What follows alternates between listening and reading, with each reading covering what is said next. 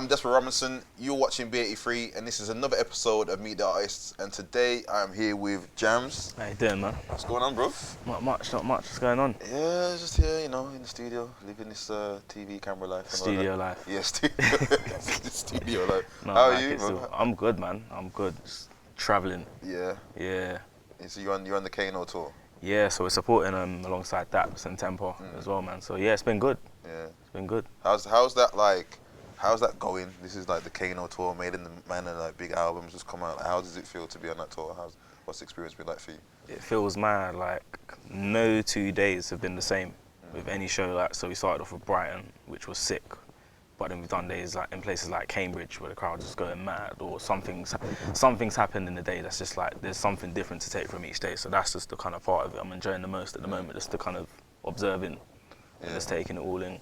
Did you do the London date as well? Yeah, London was mad. 3,000 people. 3,000, bro. Like, how have you performed in front of that many people before? Yeah, I've done. I think I've done like 4,000 or 5,000 at Outlook before. Oh, okay. So like, kind of comparable to that. But yeah, no, it was just a mad feeling to like go to your home city. And my thing is like London crowds are always a bit stiffer, but like they were quite lively and quite receptive. Do you get what I mean? Yeah. Did anybody like know the music that you were performing? Was there like people that like, yo, that's Jammz? Yeah. There's a couple people in the front. Like that's what I find in most places. There's always a couple people in the front that are like the hardcore, like grime fans. That they know everything. Yeah. Everything you throw at them, they'll just sing it back to you, which is mad. Yeah, nah, that's good. I can imagine like, I don't know. I've never done any performances like in that kind of way, but I can imagine like getting that energy like back from a crowd while you're performing and kind of like giving that back to them. It's kind of must be a great feeling. It's mad. You feed off each other. So sometimes you might end up doing random things. You might say something and it can just become a sing-along when you have that rapport with the crowd. I think when it comes to that thing, that kind of size of performance, so to speak, like I think if you can go out there and within the first few seconds control the stage really well and just make your presence felt, then you've got them for the duration. Do you get what I mean? Yeah. Which is what they like. I don't feel like anyone wants to go to a show and no one's not taking control of anything. Do you get what I mean? So, yeah, the crowd control is a serious thing. Yeah, it's a serious thing, bro. Tell them what you want them to do. Like, sometimes it don't always work, fam. There's been places, stuff's gone wrong, bro, and you just have to carry on. You just have to firm it. Do you get what I mean? But sometimes you can win the respect back that way as well. So, has there been? What's one of those experiences for you? What did you say or do wrong? Bruv, do you know what? I've been lucky so far. I ain't had any bad ones, but sometimes I might ask like, oh, what's everyone saying? Like silence, cool, like carry on in it, like it didn't happen. Yeah. So, you know, you gotta just firm it, man. You gotta firm it. Stiff faces and just looking at you. Yeah, but it's mad because sometimes you get crowds like that who don't necessarily come to, be in the moment. They might just catch it all on their iPhone and go home and tweet about it and say they was gassed afterwards. You get what I mean? So you've done Outlook. Yeah. In my brain somewhere there's a file that says Jammz has done New York. Yeah. Like, have you done New York in as January? well? So how did that come about? Where have you been in the world? Like I want to know. Like. Do you know my first overseas booking was probably Amsterdam with Logan and Mez. Then after that, I think I've been a couple of places. I've been done Ireland this year. Done Portugal with Newham Gens not long after that Amsterdam trip. Croatia for Outlook. Been to Berlin with Spyro. New York. Trying to think where else I've been. Like, I might have forgotten some place, but that's like the majority, like kind of Europe, like obviously apart from New York. But yeah, New York was sick. Because it kind of caught me mad off guard. Like imagine going from London to America where you expect them to only know the kind of like mainstream kind of grime, and I've gone to this place in Brooklyn and I spat a lyric and everyone's going mad. They know the bars, bruv. Like, see what I mean? Like, bruv, me and Spyro are standing in the rave, right? And this guy comes up to us. He's like, yeah, like I drove down from Miami to see you guys and I was going to drive to DC tomorrow to see you again. And me and him are looking at each other like, what? It's like that? Yeah, bruv. Like, they're mad in tune with what's going on, more so than they let know than we know over here. Because you know what, sometimes you can easily forget, like I can just go on YouTube or Google and type this and X, Y, and Z is going to come up, do you get me? So yeah, no, that was a mad experience. Like Spyro dropped Top of Top, they knew all the bars to that. Like all the new Gen MCs, like they know about them, it's mad. That's crazy. It's nuts. I had an experience in Outlook in like 2013. to where it really showed me the kind of scope of where like crime was getting to at the time. Like people, was real low key at the time, but like people were still coming up to me like, oh, Despa, stay fresh, da da da. I was like, whoa, okay. I didn't, people from Canada were coming up to me and shit. I was like, okay, this is interesting. But to hear like you being in Brooklyn and having people drive from Miami to come see your show is. It's mad. It's mad humbling as well. Yeah. You know what I mean? Like, you think, right, I travelled all this way just to see us perform for what, 20 minutes? Yeah. And then that's it. Is that like, I bet that's completely adjusted your perspective of what's possible for your career now, I guess. Yeah. Like, especially when you start thinking, like, internationally, like, it's like, cool. Like, I can go to a next country and somebody knows who I am. There's a connection to be made there. There's a couple, like, avenues to be explored, so to speak. So there's, like, it's definitely, in my eyes, worth looking at things like that. Like, doubling back to, how long have you been spitting for? Because I'm going to be honest with you, I know very little about you, but in a good way. And this is why it's good to have this interview for me to find out. Like, I want to know, like, how long have you been spitting for? What's your background? I've been writing and spitting since 2002, so that's like 14 years now. But I only started to kind of take music seriously like maybe 2 or 3 years ago. Like, I dropped a mixtape in 2010 online, just like on my Facebook and that. What was it, for the people that don't know, what was that called? That was called What's the Latest? So like in my college and in like the local area, like that was a big thing kind of thing, but it just didn't kind of like travel to anything further than that. And then that same year, I dropped my first EP, which is I Am Graham EP. That kind of done stuff online. And then I remember at the time, people was kind of just ever so little, like it was kind of edging me into that like new wave of MCs at the time. And then I kind of fell off, like I went uni.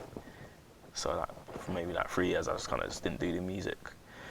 And then it was only like the last 2-3 years, like I just started going radio. So me and my brethren Raddy, he just used to shout at me random ones, like, yeah, cool, do you want to go radio this week? But it would only be like, I don't know, once a month kind of thing.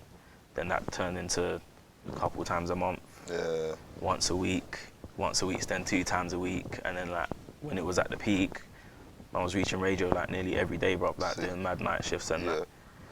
And then it just started to pick up from there, really. Just done our first Boiler Room, done a couple bits of Spooky, and then we started dropping tunes, and that's when it all started to kind of pick up.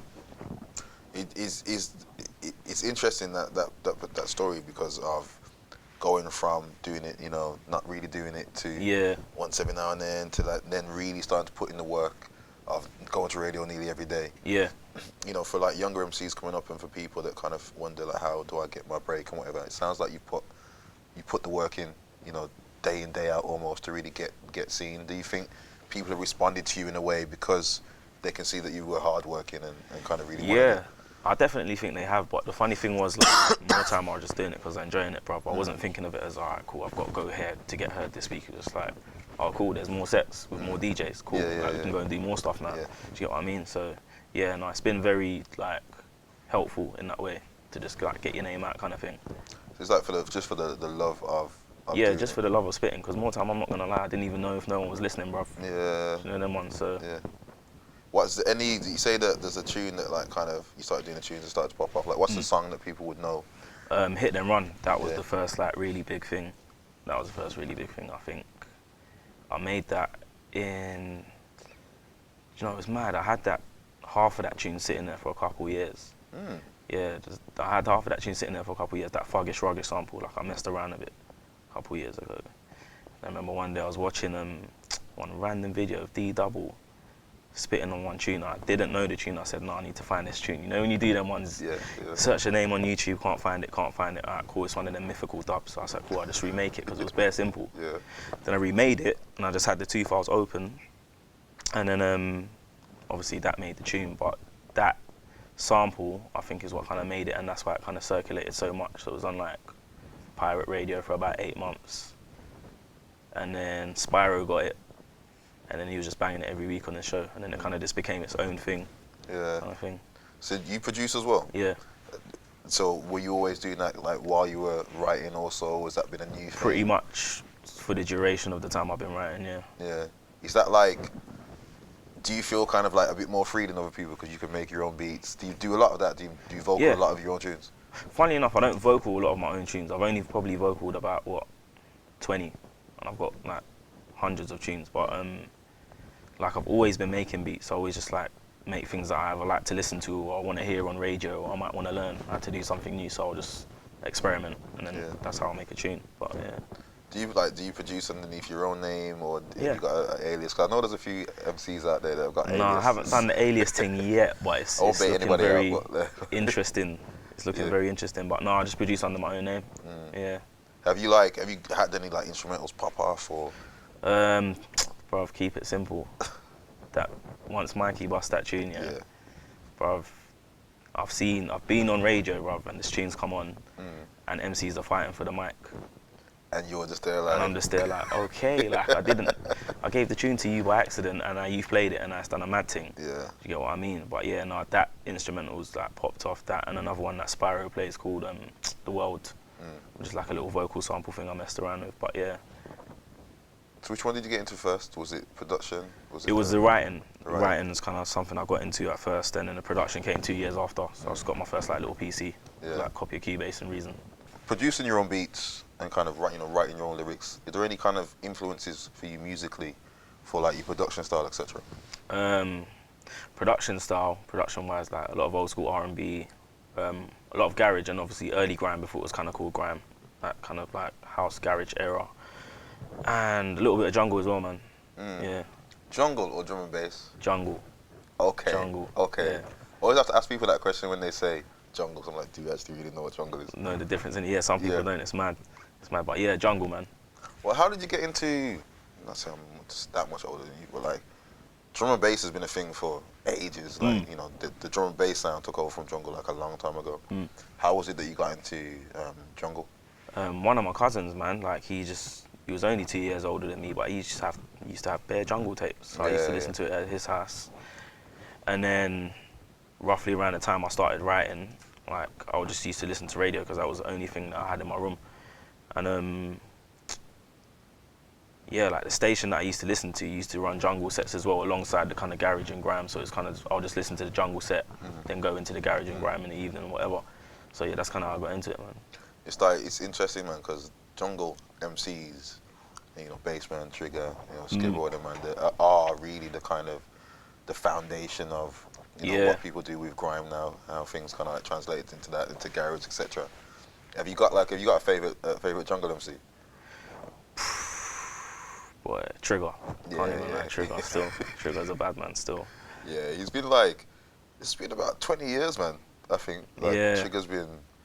Might even longer actually. Like Trigger's been. Probably he's been alive for time. Good 20, 25 years. Him and Bassman just killing raves like left, right, and centre. But even when they done that little kind of crossover thing into grime, I remember like Trigger done something on Wiley and Skepta's album, and I was like, that is cold, bro. Yeah. You get me? Like you can work in this arena. So. Yeah. Have you had a chance to kind of meet Trigger or possibly do anything with him in the future? Is anybody? I've done a tune with him. Like we didn't get in the studio together, so we've done a tune with him. Do you know Coco? Okay, yeah. We've done a tune together, so he got us on the remix. But yeah, who knows, might do some bits. You know what I mean? That'd be interesting to see, because I think that was 2008, 2009 when he started doing them things with Skeppy and Wiley. Yeah. And I was hoping that more would come of it. Yeah. But it didn't. This is a shame, because he did really well, man. Yeah, no, the way he kind of just had the pocket on those tunes in particular was just mad. Yeah, it was mad. So, like, that's jungle influences, etc. Who would you say your favourite MC, grime-wise, has been from back in there? Whenever anyone asks me this question, I can never say, because there's always too many MCs. Like Wiley during his tunnel vision period. Esco, because he was just like complete crud, but like the way he delivered it was mad. D Double, but obviously he's gonna come up in every MC's favourite list. You get me? Like that's standard. He's the given. Who else? Obviously Kane. Like Kane was one of the first guys who actually made songs. You get what I mean? Back in them days, I think that was really it, and like.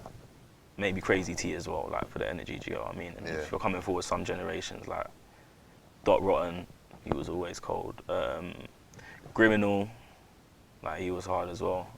Yeah, I hate when like, where is Grim? Like, I don't know, he's bro. one of them MCs that I don't know, bro. I was watching like F Radio last night as well. It was mad, like, it's like, bro, that's kind of been missing. Do you get what I mean? Yeah. It's kind of been missing, but then even MCs like P Money, bruv. Do you know what I mean? Like P Money's definitely one of my favourites, fam, because the way he's just kind of, not only for his lyrical ability, but the way he's just kind of like stayed relevant for so many years in terms of like through the whole dubstep era as well. Yeah, and then back to grime. He did so he well. was just weaving kind of, in and out, bruv. He did it sick. So, yeah.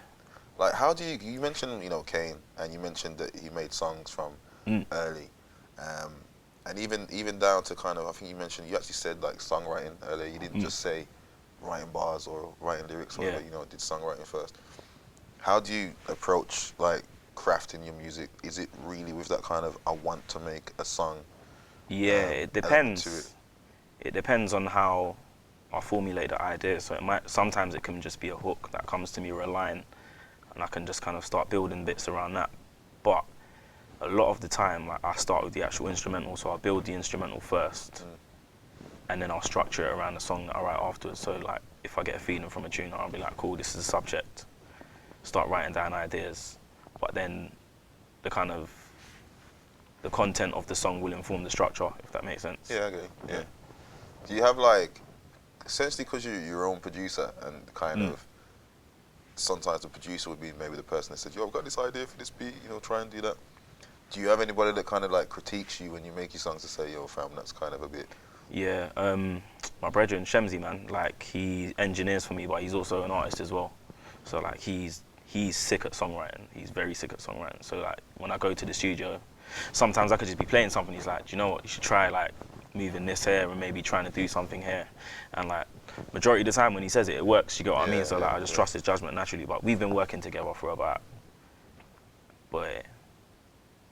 nearly 10 years now, so like, it's just a natural chemistry kind of thing. I think it'd be easy to kind of just be working on your own and kind of not get that feedback, that external feedback from people, because you can make the I think you need that though. Sometimes you stay in the studio for so long that you just get trapped in your own perspective, you get what I mean? So you kind of need that outside influence to kind of just say, well, this is how it might sound, because you just need to hear something different sometimes, you get what I mean? Yeah. Do you prefer sets or do you prefer like making the music? I prefer sets. Yeah. I can't lie, I prefer sets. Because you mentioned F radio, and I was like, I'm like just watching, going back and watching like. I grew up on radio, innit? So yeah. What is it about, you know, the set that you prefer? It's the energy, man. Like, for me, doing a set is like going gym, bruv. Going gym, just like work out, innit? Yeah. Like, even like, especially live sets are the best, because then you have the added energy from the crowd. You get what I mean? So that's on another level. But like sets, man, like for me, like late shift, give me like a 1 till 3, like on a Thursday evening or something. Like, that's me. Yeah. That's where you feel like comfortable. Yeah, that's where I feel most at home, bro. Yeah, it's good, because I feel there's not that the set ever left grime, but I think there was a period of time to where it wasn't the most important thing. Like, you know, the whole YouTube thing came in and people could just get straight to make a tune, go studio, make a tune, go straight to YouTube. You got 100,000 views. Yeah, and kind of like easy. Skip the kind of, it's like, you know, like you say, going gym, it's like doing legs. Like, but do you know what I find? Like, the YouTube stuff is cool, but like, the radio is the gym for doing other stuff. Do you get what I mean? The radio is the gym for doing shows and performances and them things, because that teaches you how to control your breathing and how to control a set and how to know like when to let a tune breathe rather than just to go in all the time. Do you get what I mean? Interesting. I feel like MCs that didn't or haven't done radio, haven't done sets, there's a certain edge that they don't have. You know that you mentioned like fighting for the mic and kind of being hungry and wanted it. You can kind of see in some people they just don't have. Yeah, they just don't have it. That experience of going in and like, you know, having to like, yo, I'm gonna get heard and fighting for the reload and having bars that, again, the reload, fighting for the reload in radio, that's gonna translate into the live audience, and that's gonna be the bar that's gonna, you know, get you wheel up and get the hype and the gas. So it's interesting to say that you got that perspective there. How do you feel about the way grime is right now? We had like a massive year last year. I'm not even gonna lie, I'm looking at everything that's happening and I'm thinking, bruv, if this is this year, next year's gonna be mad, bruv. Like, man are doing shows in America, bruv. Like, new gen MCs are doing shows in America and getting a mad reaction. Like, Ghostly just went out there the other week. Oh, I swear. Yeah, he just come back from there. Like, grime is essentially international, bro. Like, I went to Outlook here. Some random guy from Australia approached me and started spraying one of my brethren's bars, fam. I was like, how do you know about that? Do you get what I mean? It's mad. So, like, I feel like there's a load of places that haven't been explored as thoroughly as, say, like England or Europe.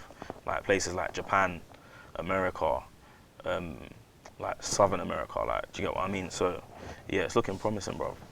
Do you think you're gonna get to the point where, like, that experience of somebody coming from Australia and coming up to you, like, spitting? Do you feel like something you're gonna ever lose the shock of that happening, or the kind of, like, Nah. whoa, like, my man knows my bar from over there or whatever? Nah.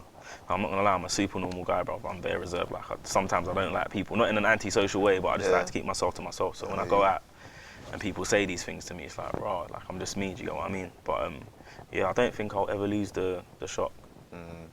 Yeah, it's an amazing thing. Like, and just looking at where we are in like 15 and 16, and looking forward, you've got Stormzy just done a show in New York, innit? US tour. I think I just saw a photo with him and Nas in LA. Yeah, Nas came to a show, bro.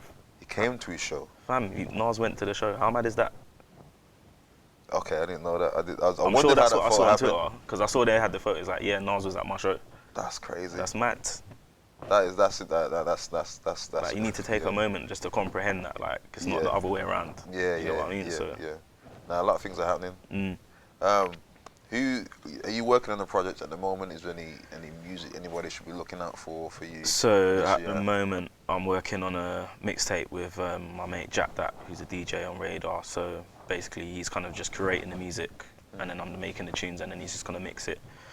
Aside from that, Keep It Simple vinyl with the world should be here next month, April payday, hopefully. So you're hearing it here first, actually. So yeah, fingers crossed that all goes to plan. But yeah, those are the two immediate things. But I've definitely got like stuff lined up for later in the year. Yeah, you got any collaborations happening that we should? That you want to collaborate with? Anyone that I want to collaborate with? Do you know what? I never kind of say. I just kind of let it happen naturally. I've got a tune with P Money. It's coming out soon. P Money, PK, Saint P. Aside from that, like anyone you hear me on radio with is who you're more likely to kind of hear me doing the tunes, because that's who I'm around, innit? Yeah. So yeah, that's it, man. Who's your radio sparring team for people that? Radio sparring team. There's too many MCs. Papers, Mike Ty, Big Zoo, AJ, all of the YGG lot, Rocks, Quam, Nico, Lindsay, Capo. Yeah, there's bare of us, bro. There's bare of us. Like, we're not always together all the time, but everyone knows each other and it's cool. Do you get what I mean? So, is that what you class as? Cause you said it a couple times now, like new gen, and I see like Caroline and you got the new gen radio. Is that what you class as, that kind of new gen camp? I wouldn't say new gen. Yeah. Even though I use that word because that's what people like remember the most. But yeah, that's the kind of the new era that's coming through right now. Yeah. It's interesting to see like the crop of MCs that are coming out now, because it felt like there was a period of time a while ago now, things like 2010, 11, where everything just seemed to be a bit quiet, man. There wasn't that many MCs coming through. People started it was weird. more. I think that's when the kind of production side of Gram became a bit more active, man, because a lot happened production-wise during that kind of lull, so to speak. Being as your producer, yeah, you've got Predator, you've got Swifter. Like, who's your favourite? Out of them two. Well, not even. Okay, choose out of them two if you want to. Out of them two, Swifter. Okay, cool. Swifter. Why? Swifter tunes are mad, bro. I'm not even like mad. Like the way he applies swing to the tunes in such a subtle way is something that I've never been able to do. Even though it's probably something bare simple, but the way he does it and makes it his own style is mad. Yeah.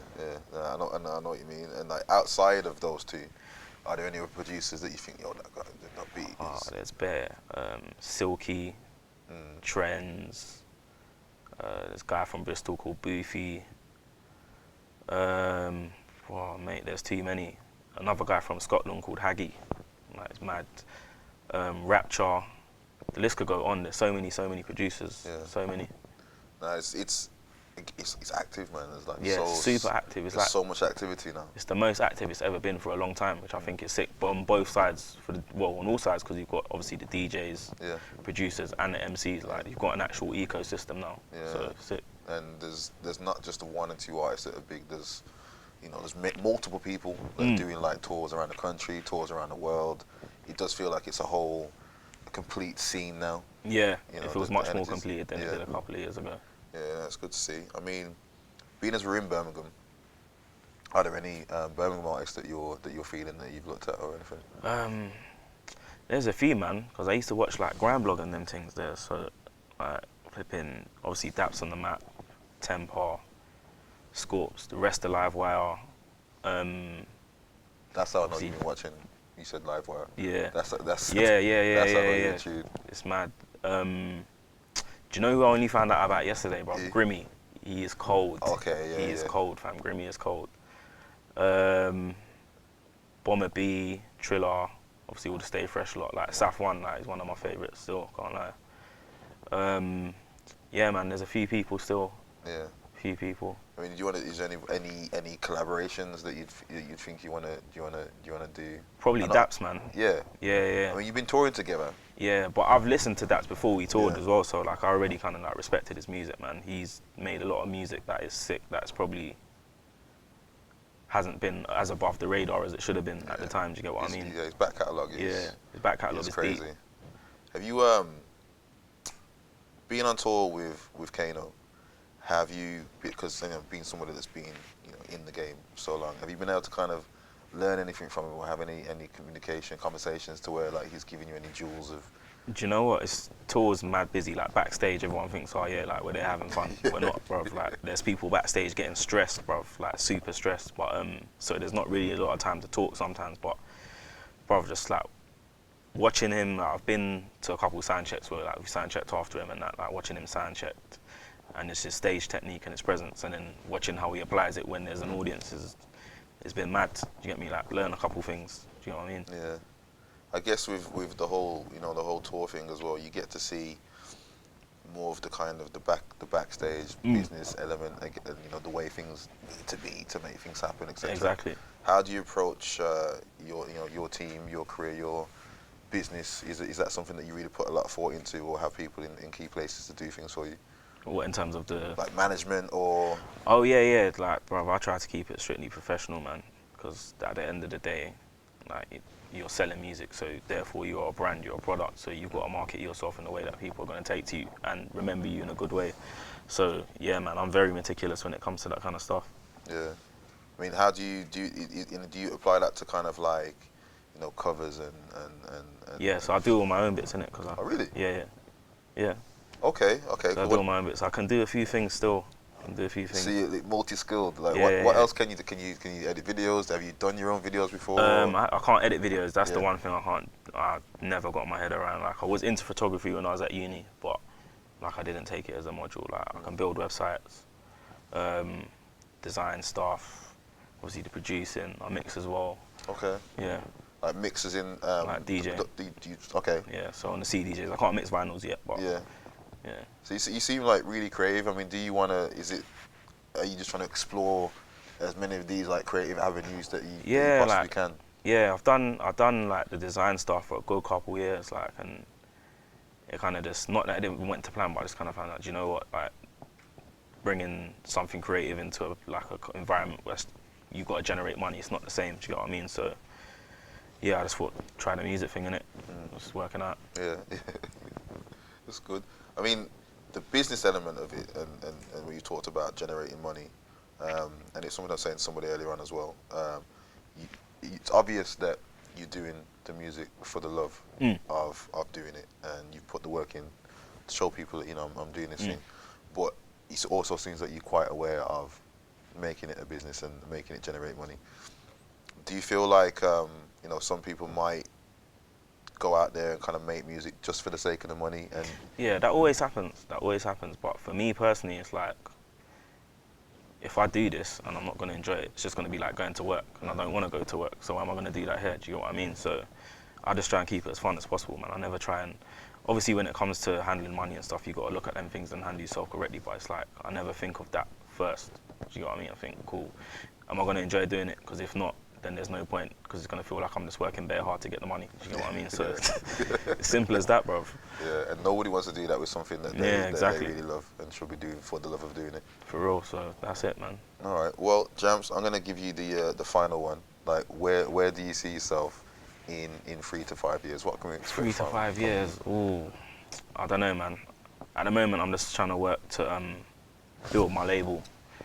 So I'm kind of just trying to think about releases and stuff, but in a couple of years, I want to have it in a place where it has like a good reputation. Like I know if I put something out, it's gonna sell. But yeah, man, I just want to learn more, bro. Learn more about distribution, how the music business works, and all of that stuff, so I can do everything in house as opposed to rely on other people to do things. Because I find that you build yourself up, you become stronger. Do you know what I mean? So that's the fundamental aim.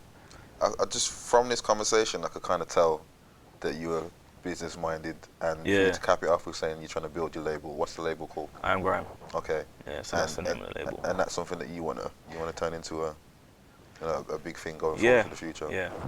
All right. Well, bro, I wish you all the success with that as well. Bro. Thank you for coming in. Thank you for having having me. Conversation. You've been watching Meet the Artists. I am Despa here with Jammz, and we'll see you next time.